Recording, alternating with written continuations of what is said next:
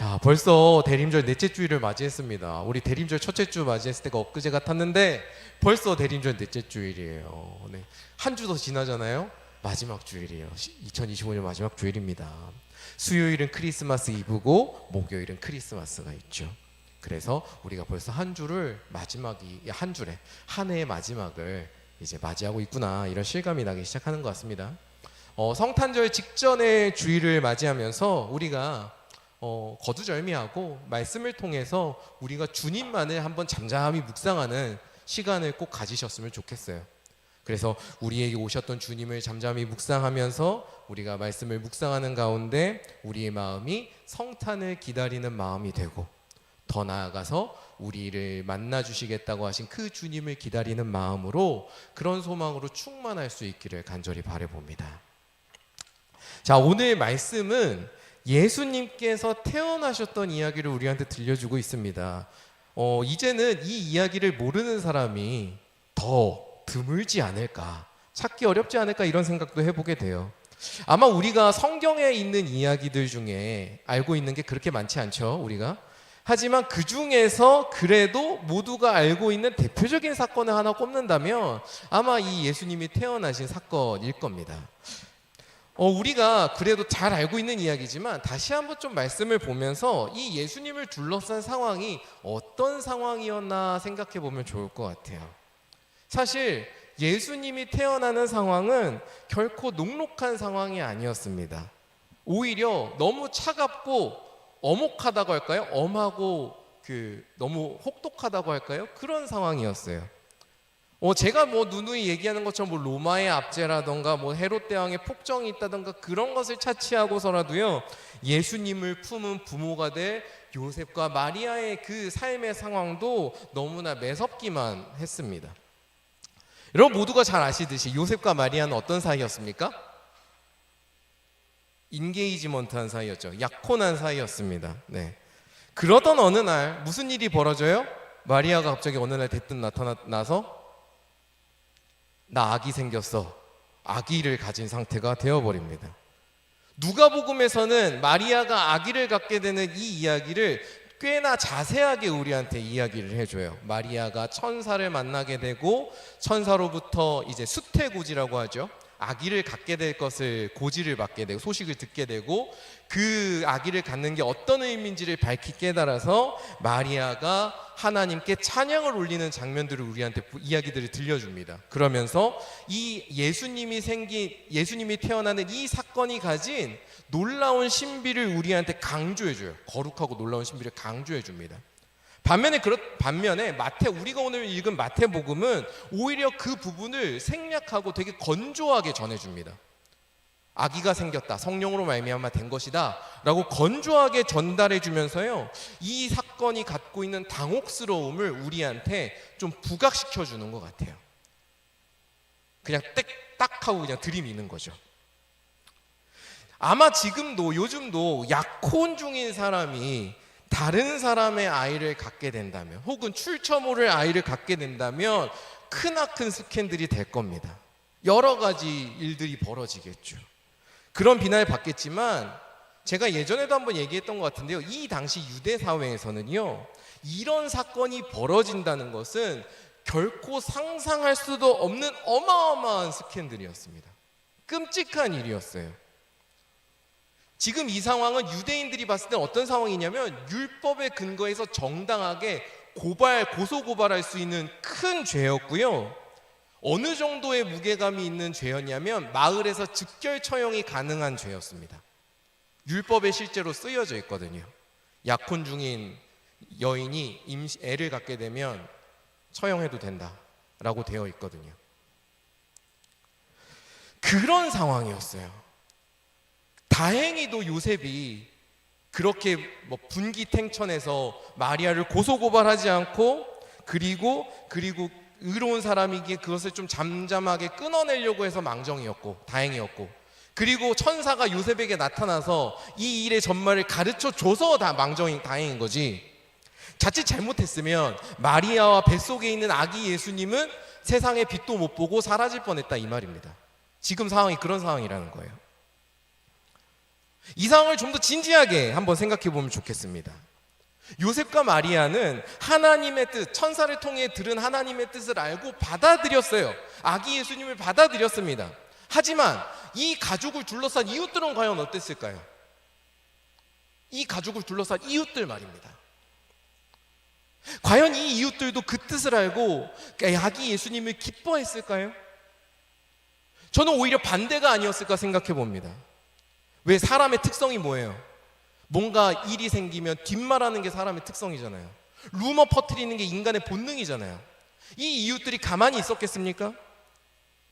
대놓고 말하지는 못하더라도 요셉과 그 옆에서 배가 점점 불러오는 마리아를 보면서 무슨 얘기를 했겠어요? 이 아버지가 누구냐?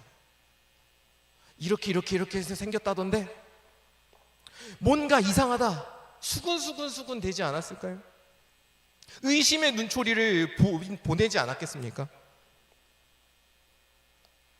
이처럼 이 땅에 예수님이 오실 때, 예수님이 이 땅에 임하셔서 태어나실 때 인간 군상은 축복이나 기쁨과는 너무나 거리가 멀었어요. 오히려 의심과 경멸, 너무나도 차가운 시선만이 가득했습니다. 누가는 이 차가운 시선을 뭘로 보여주는 줄 아세요? 누가복음은 마구간으로 보여주는 거예요. 왜 그 아기가 마구간에 태어날 수밖에 없었을까? 그 주변이 너무나 차가웠기 때문인 거죠. 그 차가운 현실을 베들레헴의 마구간, 말구유로 전해준 거고요. 마태복음은 뭘로 전해주는 거예요? 아기 예수님을 죽이고자 하는 주변의 현실들, 아기 예수님을 죽이고자 베들레헴을 휩쓸었던 그 헤롯의 폭정을 통해서 그 차가운 시선과 엄혹한 현실을 적나라하게 드러내주고 있습니다. 저는 이 예수님의 탄생을 둘러싼 이 무시무시한 현실이 오늘 우리를 둘러싸고 있는 현실과 어쩌면 닮아 있지 않나 생각을 해봐요. 우리 하나님의 자녀들을 둘러싸고 있는 현실 말이죠. 물론 우리가 살아가는 이 현실은 겉보기에는 그 당시처럼 무시무시하거나 차갑지 않게 느껴질지도 모르겠습니다. 왜? 우리 이 계절 되면 얼마나 따뜻해요. 저기 번화가 가면은 온갖 밝은 조명으로 수놓아져 있고 화려하게 사람들이 따뜻하게 입고 새해를 기다리면서 기뻐하는 모습들이 하나씩 드러나고 설레하는 모습들을 보게 되지 않습니까? 거리에는 크리스마스가 왔다고 기뻐하는 사람들이 가득하고 함께 뭔가 모임을 가지려는 사람들이 가득하잖아요. 새해 복 많이 받으라고 서로 축복하는 말들은 얼마나 많이 합니까? 서로 얼마나 많은 응원을 주고받나요? 우리가 겉보기에는 되게 따뜻한 연말, 따뜻한 크리스마스처럼 느껴질지도 모르겠어요. 하지만 우리가 살아가는 세상 한번 제대로 살펴보면 그 이면에는 너무나 차가운 현실들이 여전히 존재하지 않습니까? 이 겨울에도 이 세상 곳곳에서는 여전히 크고 작은 분쟁들이 넘쳐나고 있잖아요.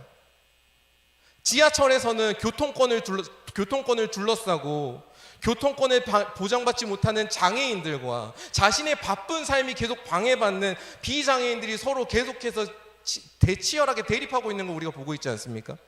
서로를 대립하는 걸 넘어서서 증오하고 혐오하는 일들을 우리가 보고 있어요. 우리가 야간근무 새벽 배송 노동자들이 죽는 현실 앞에서 이 문제를 해결하기 위해서 마음을 모으기보다는 어떻게 합니까? 서로 이야기하는 걸 듣고 좌파적 발상이니 우파적 발상이니 하면서 싸우고 있지 않습니까? 서로를 조롱하고 있지 않습니까? 제가 얘기하고 싶은 게 어떤 입장이 옳다, 어떤 입장이 더 나은 거다, 이 얘기하고 싶은 게 아니에요. 각자 그렇게 생각하는 상황과 이유가 있을 수 있을 거란 생각을 합니다. 각자 처한 컨텍스트가 다르고 각자가 주어져 있는 현실이 다르기 때문에 느껴지는 게 다를 수 있거든요. 제가 이야기하고 싶은 건 그거예요. 해를 거듭할수록 각자가 갖고 있는 상황, 각자가 갖고 있는 가치관, 각자가 갖고 있는 세계관에 갇혀가지고 나와 다르면 적이라고 대하고 나와 다르면 저 사람은 뭔가 모자란 사람이라고 조롱하는 그런 태도, 그런 혐오의 모습들, 서로를 조롱하는 모습들이 해가 가면 갈수록 증폭되고 있다는 겁니다. 우리 사회에. 세대를 막론하고 성별을 막론하고 주어진 여러 가지 또 사회적인 어떤 스테이터스가 있겠죠? 그런 것들에 따라서 그런 걸 잣대로 모든 걸 갈라놓아서 상대방을 함부로 판단하고 함부로 매도하고 조롱하는 사회. 그래서 하나님이 우리에게 보여주시는 의로움이나 하나님의 사랑과는 너무나도 거리가 먼 차가운 시선이 가득하고 서로에 대한 끔찍한 시선이 가득한 사회, 그게 지금 2025년 우리가 살아가고 있는 세상의 현실 아니에요? 그리고 저는 이 크리스마스가 더 무겁고 차갑게 느껴질 이유가 뭔지 아세요? 세상에 아까 말씀드린 듯이 수많은 불빛들이 번쩍여요. 세상의 불빛들이 너무 번쩍입니다. 사람들이 기뻐해요. 그런데 그 가운데 예수님에 대한 기억은 점점 희미해져요. 그렇지 않습니까? 과연 우리가 이제 크리스마스 할 때 자기 마음 가운데 예수 그리스도, 예수님을 마음에서 떠올리고 이 시기를 지나가는 사람이 과연 이제 얼마나 될까요? 당장 TV에서도 이제 성탄절에 예수님에 대한 이야기 안 해주는데 얼마나 되겠습니까? 매년 크리스마스를 볼 때마다 우리는 어떤 이야기를 봐요? 산타의 이야기를 보게 되고, 연인과의 데이트에 설레하는 이야기를 보게 되고, 가족과의 여러 가지 모임과 파티 같은 것들을 보게 되고, 성탄절을 맞이해서 여러 가지 화려한 행사들과 이벤트들을 보게 되잖아요. 우리의 욕망과 즐거움을 충족시키는 수많은 이 것들, 그런 것들로 물들어 있는 걸 보게 되지 않습니까? 정작 크리스마스의 주인공인 예수님에 대한 관심과 감사는 점점 차갑게 식어가고 있다고요. 그게 우리가 살아가는 현실 아닙니까? 우리가 대림절을 맞이하고 성탄절을 맞이하는 이 2025년은요, 겉으로는 화려할 수 있어요. 겉으로는 밝을 수 있습니다. 하지만 그 뒷면에는 그보다 훨씬 더 차갑고 끔찍한 일들이 계속해서 일어나는 그런 삶의 현장이란 말이죠.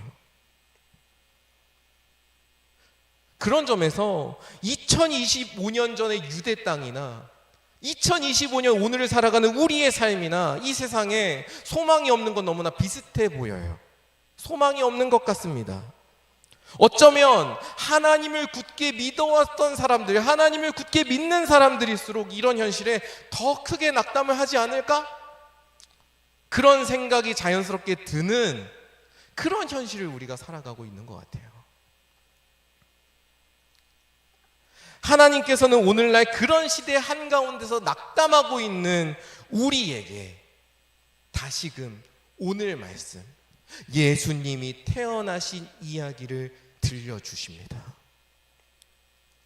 마태복음은 익히 들어왔던 예수님의 이야기, 우리 예수님 탄생 이야기하면 뭐 떠올려요? 요셉과 마리아가 여관을 찾아서 헤매이는데 모든 여관이 다 풀방이었고, 풀방이 너무 저렴한 표현인가? 모든 방이 없었고, 예수님 죄송합니다. 네, 방이 없었고 남은 곳이 마구간밖에 없어서 그 마구간에 들어가서 수많은 가축들이 주변에 옆에 있는 가운데 그 말밥통, 말구유에 예수님을 낳을 수밖에 없었던, 누일 수밖에 없었던 그 이야기를 우리는 떠올리잖아요. 그죠? 그 이야기. 마태복음은 그런 동화 같은 이야기를 우리한테 들려주지 않습니다. 그 대신 천사의 입을 통해서 예수님의 태어나심이라는 게 도대체 무엇인가, 그 사건에 담긴 하나님의 뜻이 무엇인가를 우리한테 전해줍니다. 우리 마태복음 1장 22절과 23절의 말씀을 한번 같이 읽어볼까요? 22절, 23절의 말씀 시작.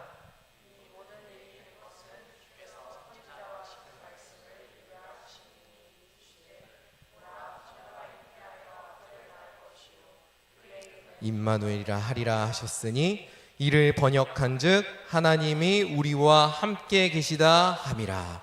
아멘.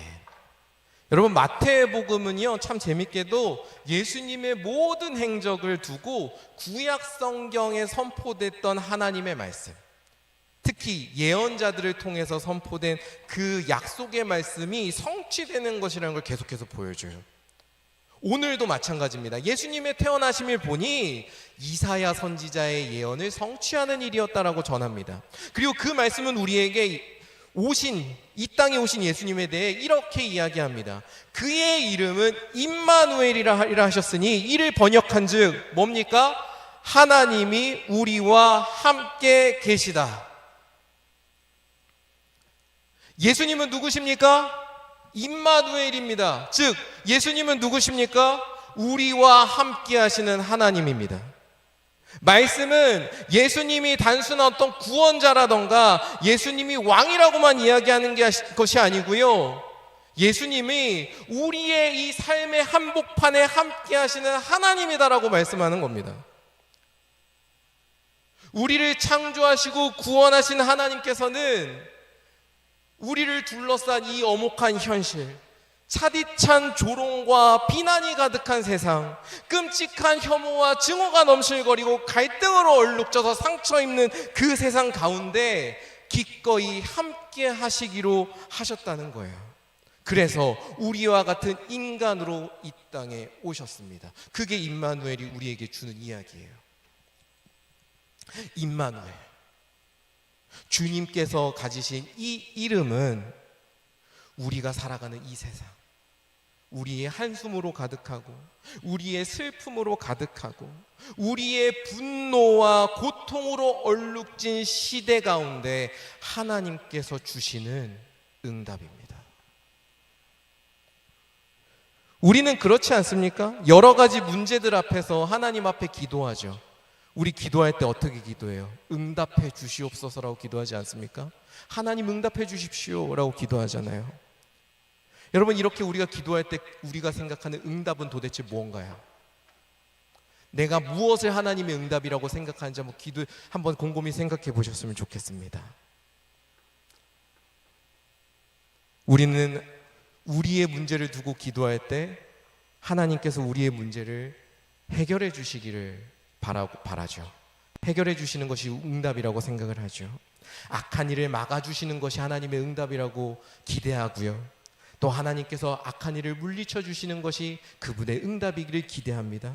더 노골적으로 얘기하면 내가 옳다고 생각하는 일을 하나님께서 옳다고 봐주시고 행해 주시기를 우리는 기대합니다. 그게 응답이기를 기대해요. 어쩌면 우리 영혼 마음 가운데 깊숙하게 그 마음이 숨겨져 있어서, 좀 더 노골적으로 욕망이 숨겨져 있어서, 하나님이 그렇게 응답해 주시길 바라는 욕망이 심겨져 있어서 그런 마음으로 기도를 하다 보니 우리가 기도할 때마다 어떻게 돼요? 일희일비하게 되고, 눈에 보이는 현실에 따라 일희일비하게 되고, 하나님을 사랑하다가도 또 원망하게 되고, 하나님을 내가 굳세게 붙잡는다고 생각하다가도 흔들리게 되는 그런 일들이 반복되는 거 아닐까 생각해 봅니다. 여러분, 꼭 기억하시기 바랍니다. 하나님께서는 우리의 간구에 분명히 응답하십니다. 아멘? 네, 아멘 한 사람도 응답 받을 거예요. 네. 하나님께서 우리의 간구에 분명히 응답하십니다. 그런데요, 그 응답은 우리가 방금 얘기한 우리의 예상을 아득히 뛰어넘습니다. 하나님께서 우리에게 무엇으로 응답해 주십니까? 임마누엘로 응답해 주십니다. 하나님께서는 여러 가지 문제들로 아파하고 지쳐하고 쓰러지고 흔들거리는 우리에게 기꺼이 응답하셔서 함께 하십니다. 다시 말해서 우리는 기도할 때 늘 뭘 구해요? 하나님의 능력이라던가 하나님의 지혜나 지식이라던가 하나님의 일하심 같은 하나님의 일부분만을 구해요. 여러분, 하나님의 능력이 하나님입니까? 아니잖아요. 하나님의 속성이란 말이에요. 하나님의 능력은 하나님 전부가 아니에요. 하나님의 일부분이에요. 우리는 기도하면서 늘 하나님의 일부분만을 구해요. 그래서 그 일부분이 나에게 없으면 하나님이 나를 버렸네, 혹은 하나님이 응답을 안 했네라고 생각을 합니다. 그런데 하나님께서는 우리의 기도에 어떻게 응답하시는 거예요? 하나님의 일부분을 주시는 게 아니고요, 하나님께서 당신의 전부를 우리한테 내어주신다는 거예요. 그분은 기꺼이 당신 자신, 당신의 모든 것을 우리한테 내어주십니다. 낙담과 좌절로 얼룩진 우리의 삶 가운데 하나님께서는 기꺼이 자기 자신을 내어주셨어요. 그래서 자기 자신을 내어주심으로 그 모든 것이 변화되게 만드십니다. 여러분, 오늘 요셉과 마리아를 보십시오. 요셉과 마리아를 둘러싼 세상, 아기 예수님을 둘러싼 세상은 아까도 말씀드렸지만 지금 못지않게 너무나 끔찍한 세상이었습니다. 희망이 없는 세상이었어요. 그런데 그런 세상 가운데 예수님께서 오셔서 아기로 태어나셨을 때 그 자리가 어떤 자리로 변화합니까? 인류 역사 가운데 가장 놀라운 신비가 머무는 자리가 되고요, 가장 위대한 선함이 드러나는, 이루어지는 순간으로 탈바꿈하는 걸 보게 됩니다.